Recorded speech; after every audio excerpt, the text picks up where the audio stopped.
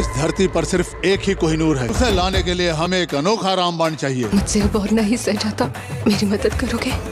तुम हमारी तिरछी विसन्ना मामा ही हो ना।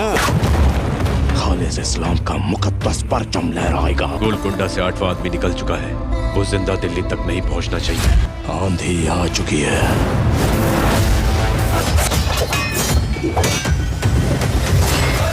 तेलुगु स्टार पवन कल्याण और बॉलीवुड स्टार बॉबी देओल की मूवी हरिहरा वीरमल्लू थिएटर्स में लग चुकी है 25 तारीख को, और इस मूवी का रिव्यू मैं आपके सामने इस वीडियो में लेके आ गया हूँ। This movie is a kind of periodic drama movie which is set in some time in 17th century when Aurangzeb was there. और इसकी IMDb रेटिंग जो है वो 5.4 है, तो आप समझ सकते हैं कि यह देखने लायक है कि नहीं देखने लायक है। फिर भी मैं बहुत सारी चीज़ें इस मूवी के बारे में बता देता हूँ।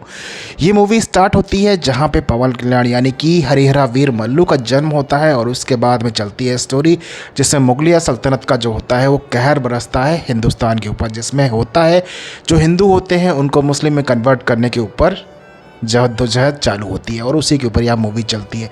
कैसे हिंदुत्व को बचाया जाए, ये सारी चीज़ें इस मूवी में आपको दिखाई जाएगी।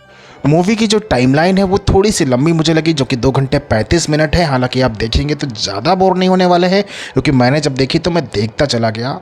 ऐसा नहीं लगा कि मूवी मुझे ज़्यादा बोर कर रही है, तो वन टाइम वॉच तो है, एक बार इसे देख सकते हैं। और इसमें आपको अच्छे कुछ एक्शन सीन्स देखने को मिलने वाले हैं, जो आजकल बनते हैं एक्शन सीन्स जिसमें गला कटता हुआ दिखता है, हाथ कटता हुआ दिखा है, वो एक प्रॉपरली इन्होंने यहाँ पे विजुलाइज चीज़ों को किया हुआ है और अच्छे से कैमरे में प्रेजेंट किया हुआ है, यानी कि अच्छे से उस सीन को पिरोया हुआ है। और यहाँ पे अगर पवन कल्याण की बात करें तो पवन कल्याण अच्छी एक्टिंग की हुई है यहाँ पे। औरंगजेब के रूप में बॉबी देओल भी अच्छे दिखे हैं।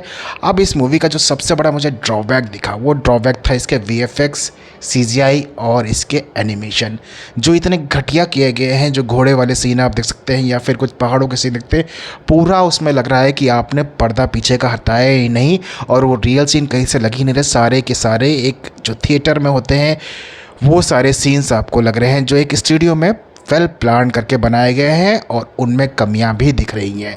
तो वो चीज़ लग रही है उसको ये इम्प्रूव कर सकते थे, जो अपनी डायरेक्शन में इसको इम्प्रूव नहीं किया गया। घोड़े के सीन साफ साफ लग रहे हैं कि जस्ट आप बैठे हैं अपने आप से लें घोड़े, तो बस जैसा कि हमने देखा कई सारी मूवीज़ में जो बैड यहाँ पे VFX का होता है वो सारी चीज़ें यहाँ पे दिखी हैं इस मूवी में। एक्शन सीन्स बेटर लगे हैं, एक्शन सीन में कमी नहीं कहूँगा मैं, क्योंकि पवन कल्याण के जितने एक्शन सीन थे वो सही थे। बॉबी देओल के यानी कि औरंगजेब के भी कुछ आपको एक्शन सीन्स अच्छे लगेंगे। जगहों को जिन्होंने नाम लिया हुआ है, जो एक सीक्वेंस बताएगा, वो सारी चीज़ें हिस्ट्री से मैच करती हैं, वो सही आपको दिखेंगी। वो चाहे बुरहानपुर हो या फिर गोलकुंडा हो या फिर दिल्ली हो, रेड फोर्ट हो, वो सारी चीज़ें बेटर आपको यहाँ पर विजुलाइज करके उन्होंने दिखाई हुई हैं, वो सारी चीज़ें अच्छी लग रही हैं।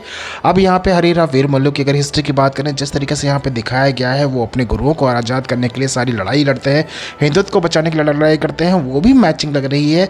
वो सारी चीज़ें तो परफेक्ट दिख रही हैं। हालांकि स्टोरी को छोटा कर सकते थे, एक मूवी को समझते हुए 2 घंटे के अंदर इसको बनाया जा सकता था, तो वो एक कमी दिख रही है। साथ में जो VFX का, जैसा कि मैंने बताया, बहुत बड़ी ब्लंडर है वो, जो इसका CGI VFX या एनिमेशन का है, बहुत बड़ा ब्लंडर है, जो इसमें सबसे बड़ा वीकनेस इस मूवी पॉइंट का है।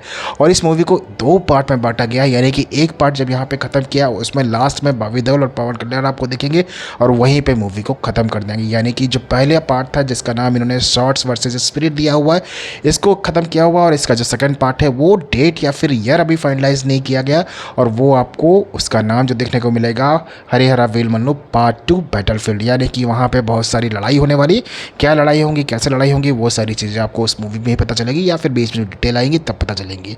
तो इस वीडियो में दोस्तों इतना ही, मिलते हैं अगले वीडियो में, तब तक के लिए बाय बाय।